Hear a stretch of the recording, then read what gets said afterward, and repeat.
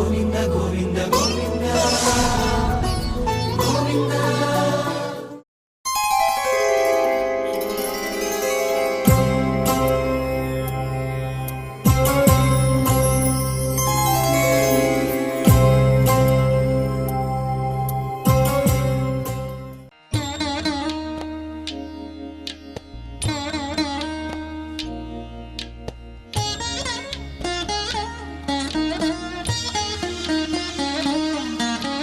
చూడరమ్మ సతులాల శోభాన పాడరమ్మ,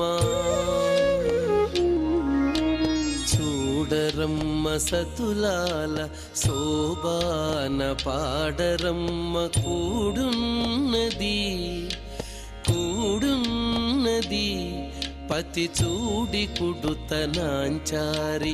చూడరమ్మ సతులాల శోభాన పాడరమ్మ. కూడున్నది పతి చూడి కుడుతనాంచారి. శోభాని శోభాని శోభాని శోభాని.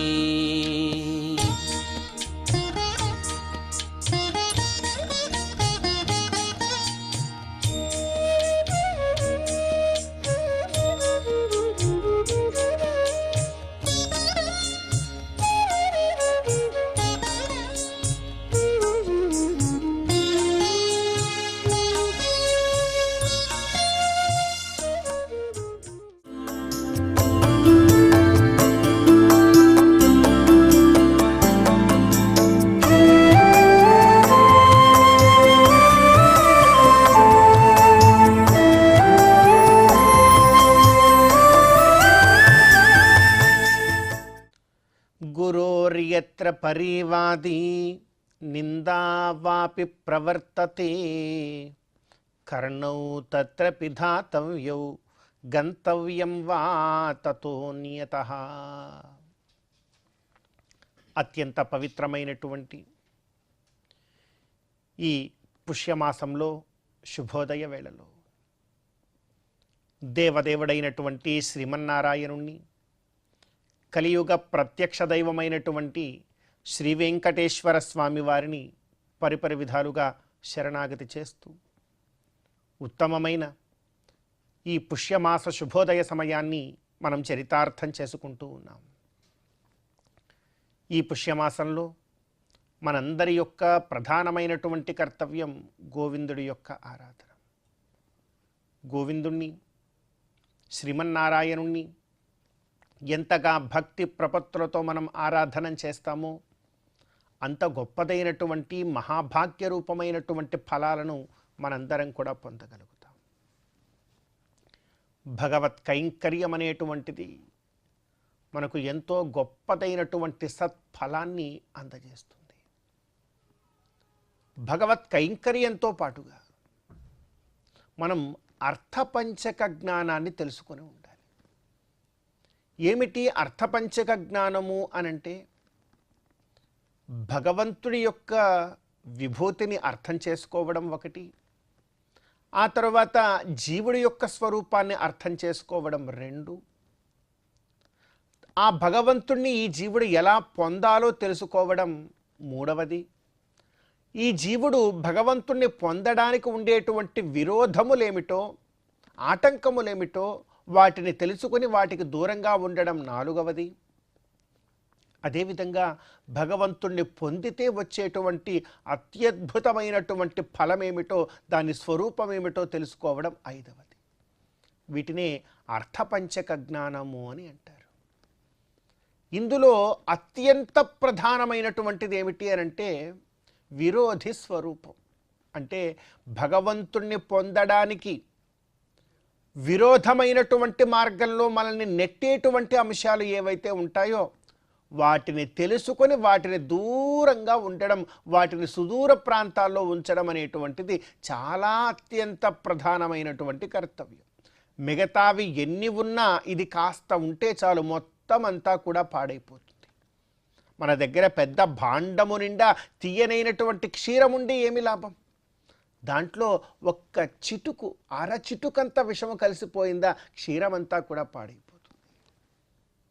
ఈ అర్థపంచక జ్ఞానంలో మిగతా 4 భగవత్ స్వరూపము, జీవస్వరూపము, ఈ జీవుడు భగవంతుణ్ణి పొందేటువంటి స్వరూప జ్ఞానము, ఫలస్వరూపము, ఇవన్నీ భాండము నిండా ఉండేటువంటి క్షీరమైతే ఆ విరోధి అనేటువంటిది అరరవ్వ వచ్చి దాంట్లో పడ్డా కూడా మొత్తం అంతా కూడా పాడైపోతుంది. కనుక ఆ విరోధి స్వరూప జ్ఞానాన్ని బాగా తెలుసుకుని దానికి దూరంగా ఉండాలి. అందులో ఒక మాట మనకు పెద్దలు ఇలా తెలియజేస్తూ ఉన్నారు. గురోర్యత్ర పరీవాది నిందా వాపి ప్రవర్తతే. ఎక్కడైనా నీకు నిజమైనటువంటి జ్ఞానాన్ని బోధించినటువంటి గురువు గురించి కానీ, ఆ గురువు బోధించినటువంటి శాస్త్రము గురించి కానీ, ఆ శాస్త్రము కొనియాడుతూ ఉన్నటువంటి భగవంతుడి గురించి కానీ ఎక్కడైనా నింద అనేటువంటిది జరుగుతూ ఉంటే నీవక్కడ ఉండబాకు. నీవక్కడ ఏమాత్రం ఉన్నావా ఆ వాక్యములు నీ కర్ణ కుహరములలోకి రవ్వంత దూరినా కూడా నాయన ఆ విరోధి జ్ఞానము వచ్చి నిన్ను ఆ కల్మషంలోకి దించేస్తుంది. జాగ్రత్త. అందుకే అంటున్నారు గురోర్యత్ర పరివాది నిందా వాపి ప్రవర్తతే. ఏం చేయాలట? కర్ణం తత్ర పిధాతవ్యౌ. 2 చెవులు మూసుకొని అక్కడి నుంచి వెళ్ళిపోను. కర్ణౌ తత్ర పిధాతవ్యౌ. ఆ చెవులు మూసుకున్నా కూడా నీకు వినపడుతోందా? ఏమి ఆలోచించబాక నాయన. గంతవ్యం వా తతోన్యత. అక్కడి నుంచి పరిగెట్టుకుని నువ్వు వెళ్ళిపో, దూరంగా ఉండిపో. ఒకటి చేతనైతే చెడుగా ఉండేటువంటి అంశాలను దూరంగా ఉంచడం. అలా దూరంగా ఉంచడము నీకు చేత కాలేదా, నువ్వు దూరంగా వెళ్ళిపో. అదైనా నీ చేతిలో ఉంటుంది కదా. ఒకటి మొట్టమొదటి అంశం మనం ఉండేటువంటి స్థానంలో స్థిరంగా ఉంటూ చెడు ప్రవర్తనలు ఉన్నటువంటి వారిని, అటువంటి అంశములను సుదూర ప్రాంతాలకి నెట్టేయగలిగేటువంటి స్థితిలో ఉండాలి. ఒకవేళ అలా లేము పెట్టుకో, నీవన్నా అక్కడి నుంచి వెళ్ళిపోవాలి. ఈ రెండిట్లో ఏదో ఒకటి కనుక నీవు చేయలేకపోతే ఆ విరోధి జ్ఞానము వచ్చి నిన్ను కల్మషంలోకి దించేస్తుంది. జాగ్రత్త. ఇది చాలా జాగరూకతతో మనం పాటించవలసినటువంటి అంశం. దీనిని గనక మనం పాటించలేకపోతే మాత్రం భగవంతుణ్ణి పొందేటువంటి ధర్మ మార్గానికి మనం దూరం అయిపోతాము. అలా కాకుండా ఉండేలాగా మనమందరం కూడా చక్కనైనటువంటి భగవద్ జ్ఞాన మార్గంలో ముందుకెళ్ళేటువంటి భాగ్యాన్ని పొందే ప్రయత్నం చేస్తూ ఈనాటి తిథివార నక్షత్రాలలో ఉండేటువంటి తత్వాన్ని కాస్త మన జీవితానికి అన్వయించుకునే ప్రయత్నం చేద్దాం. ఈ రోజున జనవరి 6వ తేదీ పుష్యమాస కృష్ణపక్ష తదియ తిథి. ఈ రోజున ఈ తదియ తిథికి అధిదేవత గౌరీ అమ్మవారు. ఈ రోజున గౌరీదేవి యొక్క ఆరాధనం చాలా చక్కనైనటువంటి ఫలాన్ని మనందరికీ అందజేస్తుంది. కాకతాళీయంగా చూస్తే ఈరోజు వారము కూడా మంగళవారం కనుక ఈ రోజున మంగళగౌరీ అమ్మవారి యొక్క వ్రతాన్ని పాటించడం, ఆ అమ్మవారిని ఆరాధించుకోవడం అనేటువంటిది చాలా చక్కనైనటువంటి ఫలాన్ని, జీవితంలో క్రాంతిని మనందరికీ కూడా మనం పొందగలిగేటువంటి భాగ్యాన్ని పొందవచ్చు. అందుకే ఈ రోజున వారము గౌరీ అమ్మవారిని సూచిస్తోంది. అదేవిధంగా తిథి కూడా గౌరీ అమ్మవారిని సూచిస్తోంది. అదేవిధంగా చూస్తే ఈ రోజున నక్షత్రము ఆశ్లేష నక్షత్రం. ఆశ్లేషో రగసార్పాహి భుజంగవ్యాళ సంజ్ఞిక అంటారు. అంటే ఇది సర్పదేవతాకమైనటువంటి నక్షత్రం. ఈ రోజున సర్పదేవతారాధనం చక్కనైనటువంటి వంశాభివృద్ధిని, అదేవిధంగా సంతానము లేనటువంటి దంపతులకు సత్సంతాన ఫలప్రదత్వాన్ని ఈ ఆశ్లేష నక్షత్రం రోజున సర్పదేవతారాధన అందరికీ కూడా అందజేస్తుంది. కనుక ఈ సత్ఫలాలను మనం దృష్టిలో ఉంచుకొని ఆ భగవంతుడి యొక్క అనుగ్రహంతో ఈ తిథి అధిదేవతా నక్షత్రాల యొక్క ఆరాధన కూడా మనమందరం కూడా ఆచరిస్తూ గోవిందుడి యొక్క అనుగ్రహంతో ఈ పుష్యమాస శుభోదయ సమయాన్ని మనం చరితార్థం చేసుకుందాం. శ్రీ మహాలక్ష్మియట సింగారాలకే మరుదు, కాముని తల్లియట చక్కదనాలకే మరుదు. శ్రీ మహాలక్ష్మియట సింగారాలకే మరుదు, కాముని కాముని తల్లియట చక్కదనాలకే మరుదు సోమునితో బుట్టువట సొంపు కళలకే మరుదు కోమలాంగి ఈ చూడి కుడుతనాంచారి చూడరమ్మ సతులాల శోభాన పాడరమ్మ కూడున్నది పతి చూడి కుడుతనాంచారి.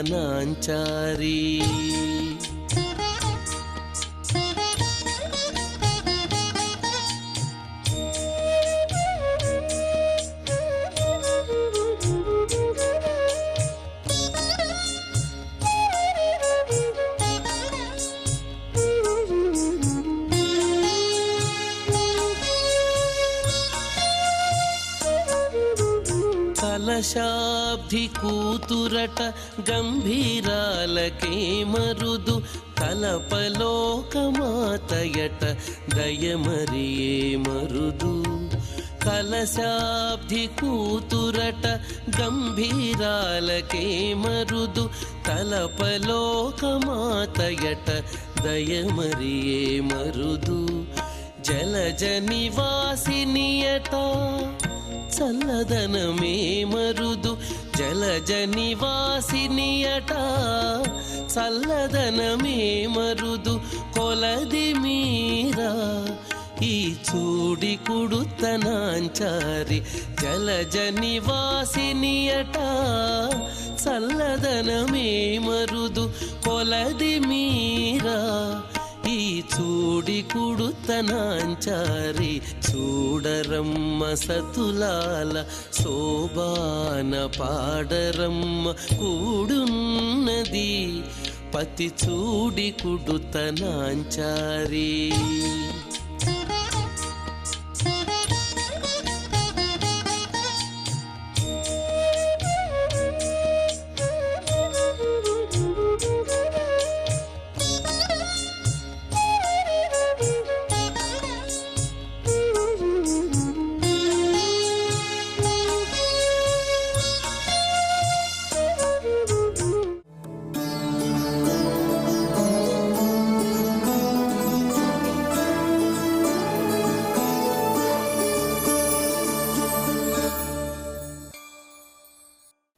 ప్రపద్యేతంగిరిం ప్రాయః శ్రీనివాసానుకంపయా ఇక్షుసారస్రవంత్యేవ యన్మూర్త్యా శర్కరాయితం.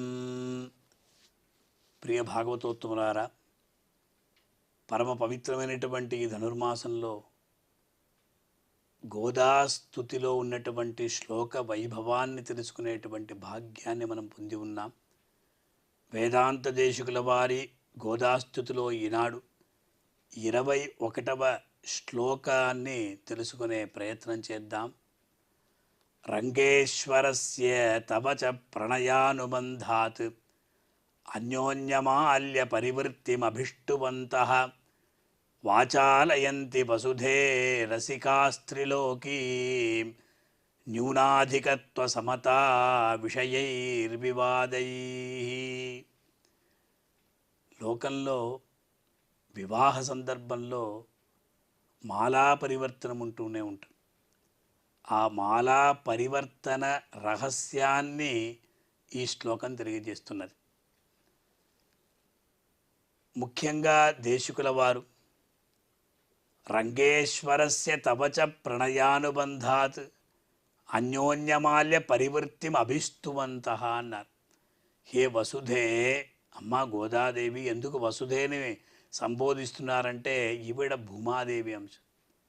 మేదిని దేవి వసుంధరా స్యాత్ వసుధా దేవి వాసవి అని చెప్పిన రీతిగా హే వసుధే రంగేశ్వరస్య తవచ ప్రణయానుబంధాత్, రంగేశ్వరుడు రంగనాథ స్వామి తవచ నీ యొక్కయు ప్రణయ అనుబంధాత్ ఆ ప్రేమ ఉన్నదే, ఆ ప్రేమానుబంధం వలన అన్యోన్య మాల్య పరివృత్యం పరస్పరం గోదాదేవి కంఠసీమను అలంకరించినటువంటి ఆ పుష్పమాలికను తీసి రంగనాథస్వామి వారి యొక్క ఆ కంఠమునకు వేస్తారు.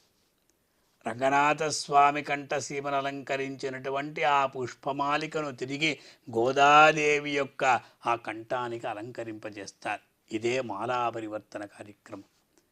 తిరుమల క్షేత్రంలో ప్రతినిత్యం కూడా కళ్యాణోత్సవ సందర్భంలో ఈ మాలా పరివర్తన కార్యక్రమాన్ని మనం వీక్షిస్తూనే ఉన్నాం. కారణం ఏమిటి అన్నారు?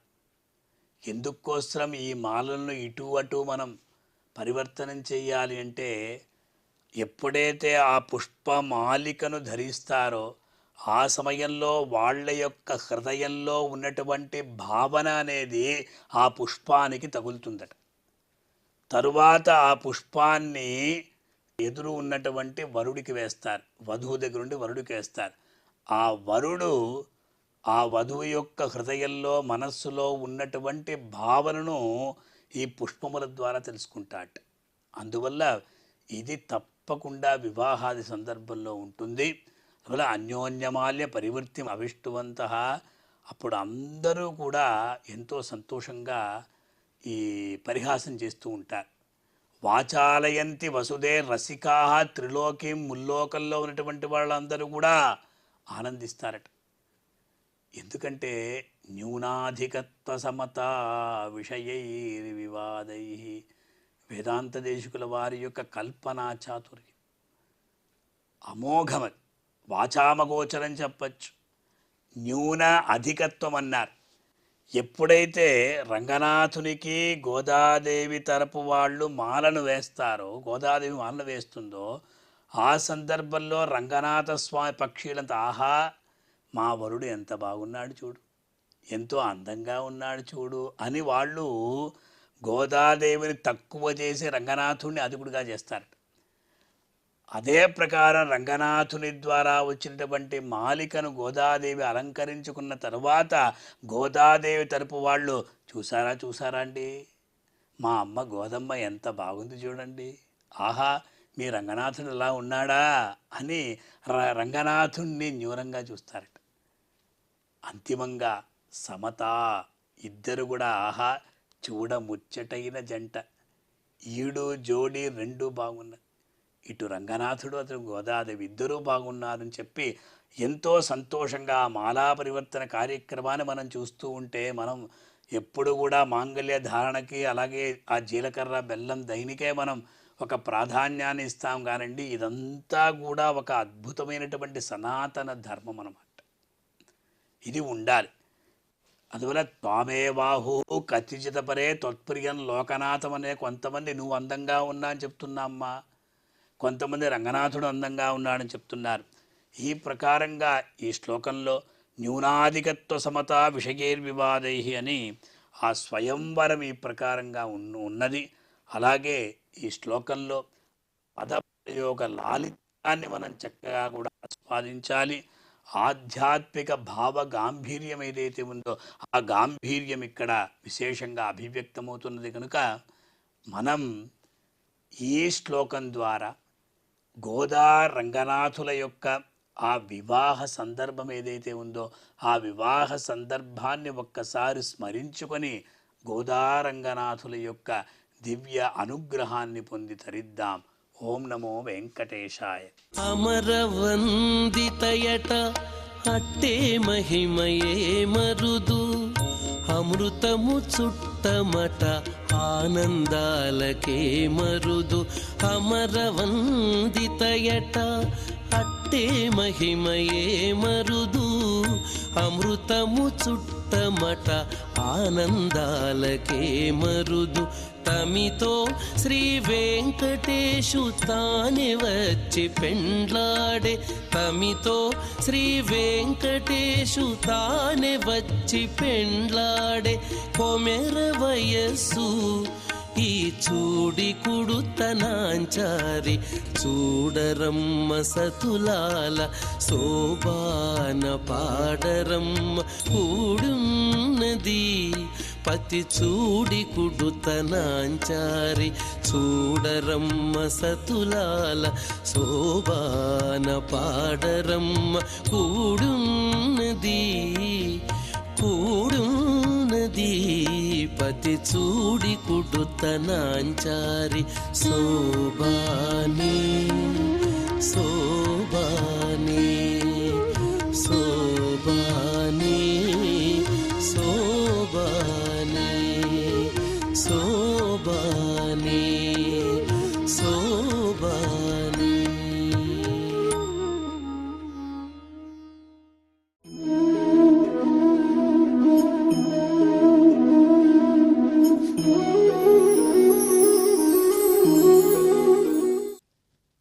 భోజరాజు ఆస్థానంలో కాళిదాసాది మహాకవులు నవరత్నములు అనే పేరుతో 9 మంది మహాకవులు ఉండేవారని మనం చరిత్రలో చదువుకుంటూ ఉన్నాం. ఆ 9 మంది మహాకవులు, మంత్రులు, సేనాపతులు, దండనాథులు అంతా కొలువుదీరి ఉన్నారు భోజరాజు ఆస్థానంలో. భోజరాజు గారు మహారాజు సింహాసనంపై ఉన్నాడు. ఒక కుతూహలంతో ప్రశ్న వేశాడు మహాకవులందరినీ. అయ్యా, 4 వేదములు, 6 శాస్త్రములు, పురాణములు, ఉపనిషత్తులు, వీటన్నిటి యొక్క సారాంశాన్ని ఒక్క శ్లోకంలో నాకు చెప్పగలిగిన వాళ్ళు ఎవరైనా ఉన్నారా? ఒక శ్లోకంలో చెప్పగలగాలి ఈ సమస్త సారాంశాన్ని, సమస్త వాంగ్మయ సారాంశాన్ని ఒక్క శ్లోకంలో మాకు చెప్పాలి అని కవులందరినీ ప్రశ్నించారు. అప్పుడు కవులందరూ ఒకరొకరు చూసుకుంటున్నారట. 4 వేదాలు సారాంశాన్ని కాకుండా సమస్త వాంగ్మయ సారాంశం అంటున్నాడే ఈ మహానుభావుడు, ఎలా చెప్పాలబ్బా, ఏం చెప్పాలి అని తర్కించుకుంటూ ఉన్నారు, గుసగుసలాడుకుంటూ ఉన్నారు. మహాకవి కాళిదాసు, ఆయన వరప్రసాది కదా, కారణజన్ముడు కదా, మహానుభావుడు లేచి, మహారాజా, అర్ధశ్లోకంలో చెప్తాను, మీ అనుజ్ఞ అయితే, ఒక శ్లోకం కూడా కాదు, అర్ధశ్లోకంలో చెప్తాను ఆ సారాంశాన్ని అన్నాడట. మహారాజు గారికి ఆశ్చర్యం వేసింది. చెప్పండి చూద్దాం అన్నాడు. శ్లోకార్థేన ప్రవక్ష్యామి యదుక్తం గ్రంథకోటిభిః.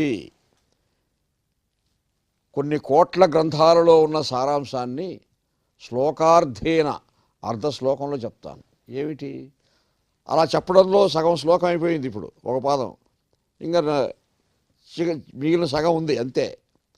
పరోపకార పుణ్యాయ పాపాయ పరపీడనం, ఇదే సారాంశం. సమస్త వేదముల సారాంశం కానీ, సమస్త ఉపనిషత్తుల సారాంశం కానీ, సమస్త శాస్త్రముల సారాంశం కానీ ఏమిటంటే, ఏ మానవుడైనా పరోపకారార్థమిదం శరీరం అనేది గుర్తించాలి. మనం పరులకు ఉపకారం చేయడం మన కర్తవ్యము, అదే సారాంశం. పాపాయ పరపీడనం, మనం ఎవడన్నా పీడించామంటే అంతకంటే పాపం లేదు. ఎవడి యొక్క అంతరంగానైనా క్షోభింపజేశామంటే, హింసించామంటే అది మహాపాపం. మన చేత్తో తగిన సహాయం చేశామంటే అదే పుణ్యము, అదే ఔన్నత్యము, అదే సమాజాభ్యుదయము అన్నారు. మహాభాగవతంలో రంతిదేవుని ఉపాఖ్యానం ఉంది. ఆయన ఉన్నదంతా దాన ధర్మాలు చేసేశాడు, పరోపకారాలు చేసేశాడు, భిక్షాటం చేస్తూ ఉన్నాడు, ఏమీ లేదు. 40 రోజులు పైగా భోజనం కూడా లేకుండా ఉన్నాడట ఆ మహానుభావుడు. చివరకు ఎవరో భోజనం పెట్టారు ఆయనకి. ఆ భోజనం తీసుకునే సమయానికి మళ్ళీ ఎవరో అర్తులు వచ్చారు. ఆయన అడిగి వాళ్ళందరికీ ఇచ్చేశాడు. ఇంకా నీళ్లు మాత్రం ఉన్నాయి తన దగ్గర, ఆ నీళ్లు దాగి ఆకలి తీర్చుకోవాలి. అవి కూడా ఎవరో వచ్చి అడిగారట, ఒక దౌర్భాగ్యుడు. అడిగితే అన్నము లేదు, కొన్ని మధురాంబువులున్నవి త్రావుమన్నా రావన్న, శరీరధారులకు ఆపద వచ్చిన వారి ఆపదల క్రణనమాంచి వారికి సుఖంబులు చేయుట కంటే ఒండు మేరున్నది, నాకు దిక్కు పురుషోత్తముడొక్కడెదు సుమ్ము పుల్కస అని ఆ చండాలునికి ఆ నీళ్లు కూడా దానం చేసేశాడు ఆయన. ఆ నీళ్లు తాగి వాడెంతో సంతృప్తి వహించాడట. వీని ఖేదమును ఆయాసంబు నా జలదానంబుల నేడు తీరుననుచు సర్వేశ్వరాధీనుడై జలముల్ పోసెను రంతిదేవుడు దయం చండాల పాత్రంబునన్. ఆ నీళ్లు తాగితే వాడెంతో సంతృప్తి పడ్డాడు. త్రిమూర్తులు సాక్షాత్కరించారు ఆ రంతిదేవునికి. ఆయన యొక్క పరోపకార దీక్ష దక్షత చూచి కాళిదాస్ చెప్పినటువంటి పరోపకార పుణ్యాయ పాపాయ పరపీడనం ఆ సూక్తిని అక్షరాల అమలుపరిచినటువంటి మహానుభావుడు రంతిదేవుడు. అటువంటి ఐతిహ్యాలు మనకు పురాణాల్లో అంతా చాలా ఉన్నాయి. కాబట్టి మానవ జీవితంలో ప్రధాన లక్ష్యంగా ఉండాల్సిన అంశం ఏమిటంటే ఇతరులకు అంతో ఎంతో మనం మేలు చేయాలి, ఉపకారం చేయాలి. అది సారాంశం కూడా వాంగ్మయం చెప్తూ ఉన్నది అన్న మహత్తర సందేశం ఈ సూక్తిలో ఉన్నది.